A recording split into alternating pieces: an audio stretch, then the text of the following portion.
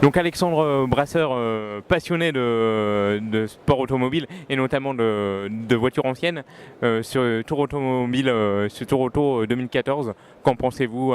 Vous pilotez une Jaguar avec Pierre Le Glouac. Exact. Alors, ce que j'en pense pour l'instant, c'est toujours la même excitation. C'est très agréable de retrouver les concurrents qu'on a pu croiser les années précédentes, les gens de l'organisation, tous nos commissaires qui sont pour la plupart les mêmes. Donc je suis assez heureux d'être de retour ici. Il se trouve qu'entre-temps, par rapport à l'année dernière, maintenant on court aux couleurs du groupe Edmond Rothschild et surtout on défend une fondation qui est la Fondation Ompège qui protège l'enfance et la jeunesse. Donc on est très fiers de courir à leurs couleurs. Vous voyez, j'ai mis ça plein ma casquette. Donc, et puis c'est une Jaguar, hein. Que représente Jaguar pour vous? Alors, c'est pas moi qui pilote, c'est la voiture de Pierre Le Glouac, qui est donc le propriétaire du véhicule. Moi, je ne suis que copilote.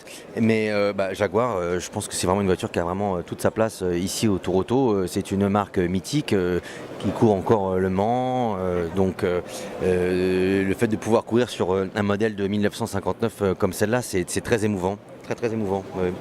Donc, Alors justement, comment allez-vous répartir vos rôles? Vous allez être copilote, c'est ça, hein? Oui, moi je m'occupe de tout ce qui est roadbook, de tout ce qui est savoir faire quand est-ce qu'il faut faire le plein, et puis surtout quand on est dans des spéciales, de pouvoir lui dire voilà, que là dans 300 mètres il y a un virage à gauche un peu serré, qu'il va falloir qu'il se méfie. Voilà, c'est le rôle d'un copilote classique si j'ose dire. Voilà. Mais on a pas mal d'étapes de liaison avec des directions à suivre et on a quand même un temps imparti à chaque étape, donc on ne peut pas se rater, arriver trop tard, donc il faut quand même être assez vigilant sur ce qu'on appelle le roadbook. Difficile le roadbook à lire? Non, c'est pas très difficile, il suffit d'être bien attentif. Il faut pas perdre un roadbook, donc faut bien cocher, c'est étape par étape, parfois c'est 500 mètres, parfois c'est 100 mètres, parfois c'est 10 km, 20 km, 100 km. Mais il faut juste pas rater une étape parce que sinon évidemment après vous êtes coincé. Donc il faut quand même être assez concentré et pas trop se disperser. L'objectif que vous êtes fixé tous les deux?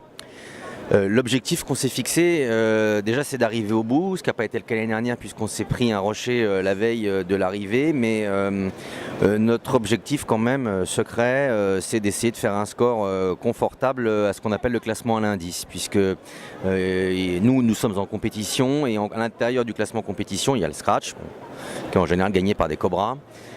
Voiture très rapide, très véloce, et il y a ce qu'on appelle le classement à l'indice où un peu comme au golf, plus votre voiture est performante et modifiée, plus vous avez du handicap.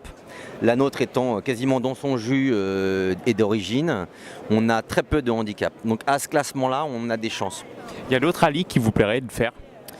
Je suis en réflexion sur du rallye raid comme l'Africa Raid, je crois que ça s'appelle, ou l'Africa Race. Oui, je suis en réflexion sur des rallyes comme ça. Merci Alexandre. Merci à vous.